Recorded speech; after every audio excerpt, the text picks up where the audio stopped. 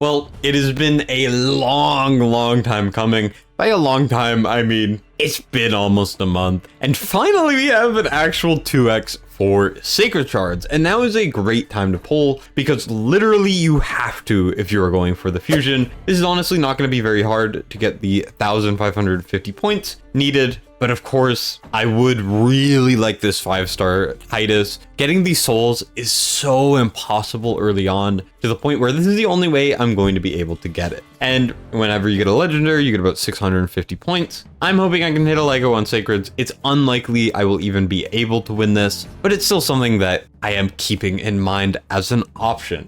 Highly unlikely once again, but it would be pretty cool. But at the end of the day, we're here for these epic points. And if we go over here to the portal, I have 225. I am over halfway done. There's still another 25 up for grabs in this champion training event, which would get me to 250, almost 3/4 of the way there. Spider tournament, I need to get one more. I did just get the Karato one, and then the champ training. The champ chase, sorry, I can do as well. Now, I have gotten some other upgrades, which for those of you guys who care, I got this, which is great because we won our CVC. So I got speed over there. It's not the best main stat, but it's what I have for this sort of thing. And it gives me some speed, some accuracy. It's beautiful. And then we have some extra HP there, which is amazing. And then we also have Rector Drath getting a feral ring, which attack main isn't great, but the double HP roll as well as some accuracy really helps, especially because I rely on Rector to do a lot of stuff in the clan boss, and it's my only decrease attack. If you want to get some of my favorite champions in Raid for free, click my link in the description right now to get a free Karato Fox Hunter, as well as 3 amazing epic champions as you level up. Now here's what to do to get them. Number 1, log out of Plarium Play on PC and uninstall the game. Next, click the link in the description and register with a brand new email. Next, you're going to launch the game and complete the tutorial. Afterwards, you should just be able to go to your inbox and claim your first legendary champion. Next, for the epics, you're going to get them as you level up. Now, there's a chance to get a free Karato Fox Hunter as a starter champion, as well as Fayne, Uugo, and Vergis as you progress through the game. These are some very strong heroes, and you can get it all by clicking my link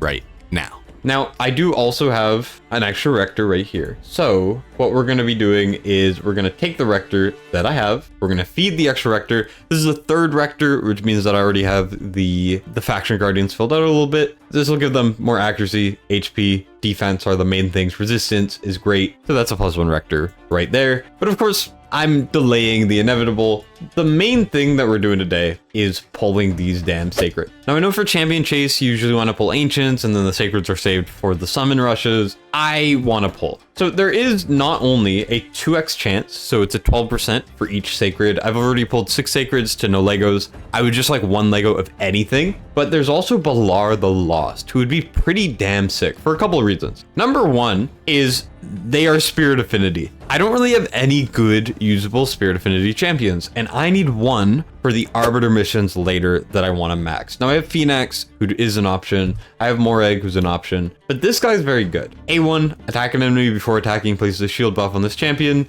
The value is proportional to the attack. Also, there's a chance of poison sensitivity. Very good for clan boss early on. He also has a leech on the A2, which is very good. And the leech goes on everyone, even though he only hits 1. And he activates all poison, which is pretty cool. And then the A3 attacks an enemy before attacking, places increased accuracy on all allies, decreased resistance on all enemies, places 3 poison debuffs on the initial target. If the attack is critical, which it most likely will be, places 3 on all enemies instead. So you don't need to build them with as much accuracy, and it's 3 poisons on everyone. This is very valuable. If I get him, I could use him in a lot of areas, especially dungeon content as well as clan boss, because my Kale simply needs to be replaced. He is not doing very much. He's struggling, and I think Balar would be potentially a better option. I'm not entirely sure right now. All I know is I'm going to pull. I don't know what to do with the ancients. If I need to do a final push for the the points for the Titus Soul, I will. Otherwise,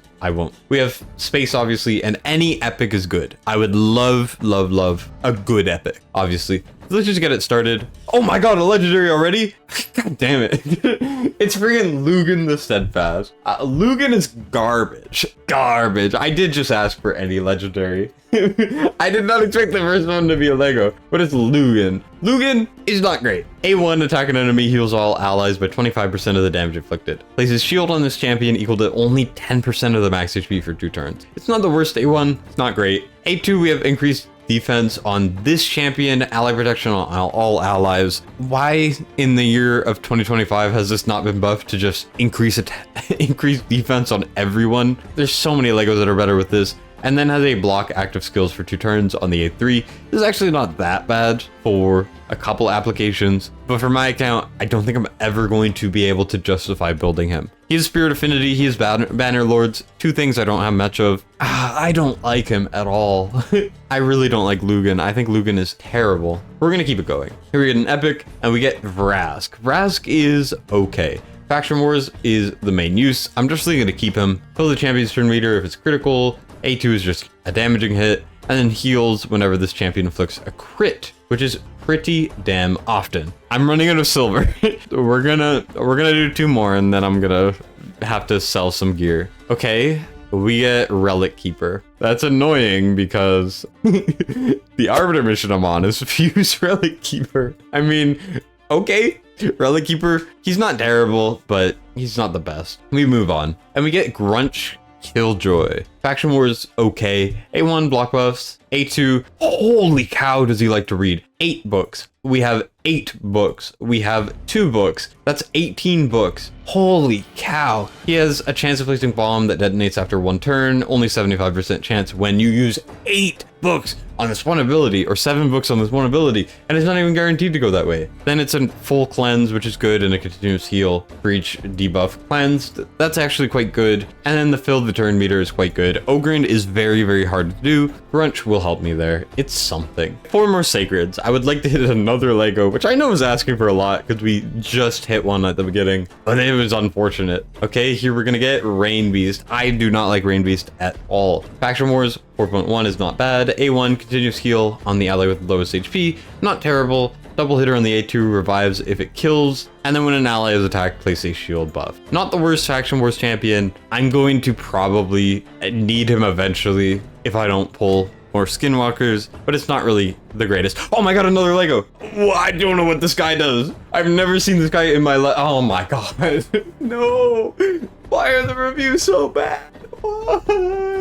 Why? It's Ogren too. One of the worst factions in the game, if not the worst. Oh my god. A1, 2-hitter, has a 50% when booked chance of decreasing the cooldown of an ally's random skill by 1 turn. It's not terrible. If it had its cooldown decreased, also fills that ally's turn meter. It's an okay A1. A2, oh my god, this is the 3rd legendary champion I have pulled. I've only pulled like 5 or 6 or 7 now, maybe. And this is the 3rd one that has a full cleanse. Heals all allies as well. Also heals each ally by an extra 2% for each debuff removed by them from the skill. Places a shield buff on all allies equal to a certain amount of the max HP. That's not that bad of an ability. A3 has a chance of increasing the duration of all enemy debuff. Also has a chance of increasing the duration of all ally buffs, and fills the turn meter. Why is this guy bad? Is it because his base stats are low or something? Okay, passive. Turn meter reduction effects used against this champion by enemies are decreased by 50%. Also fills this champion's turn meter by 20% whenever a hard CC buff is placed on an ally. If there are multiple champions, only one will take effect. He also has an active effect whenever it's removed or expires on an ally, fills their turn meter. If there are multiple champions, will only activate once. Why is this guy bad? This guy reads pretty decent. We have the decreased cooldown of an ally skills. Pretty rare, but it still happens in the turn meter. Then we have a full cleanse, a heal, and a shield. Then we have a chance of increasing the duration of enemy debuffs and ally buffs, and a turn meter fill. It is a 4-turn cooldown, but it's not bad. And then we also have the turn meter reduction is less, and fill turn meter, which is really good. Why is he bad? I'm actually not that upset anymore. I feel like he may be promising. Maybe I'll get some use out of him. He has force, which I don't like. I have enough force champions. It could be worse. I'm not upset. I'm not upset. That's the second Lego as well. Oh my god, another Lego! Holy cow! Norog, didn't he get buffed? Didn't he get buffed eventually? At some point. Is Norog even good now? He doesn't seem good.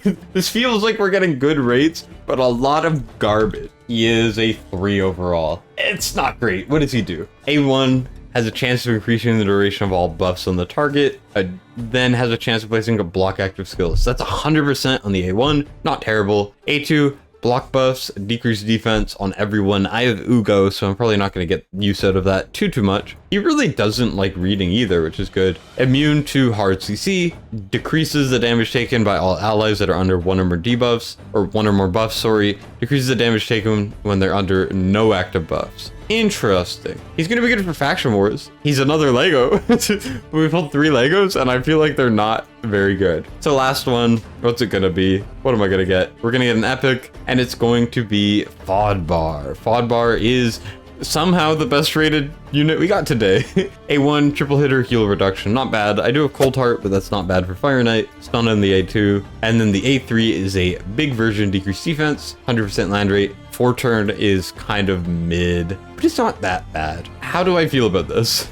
That is the question. Well, Lugan, first of all, if we look it up, Lugan the Steadfast is 3.5. He's apparently good in Scarab, which is always very annoying. We also got Brugard, who is a 3.5 as well. And then Norog is a 3. I don't know if those ratings are super accurate, but epic wise, I also feel like we kind of got shafted. Freaking Relic Keeper, Rain Beast, Grunch Killjoy. That was honestly good and terrible at the exact same time. Well, at least we're creeping up to first. We have 2,700 points, which is not terrible. We can do a relic craft. We got our Gom fragments. We got a stone, a soul, I mean to say. We also have a little bit more deck of fate, so I guess I could hold this. Why the heck not? Okay, Lego. I don't have them, so there's not really much of a point there. Overall, I don't know how to feel. I'll be completely honest. That felt a little bit lame,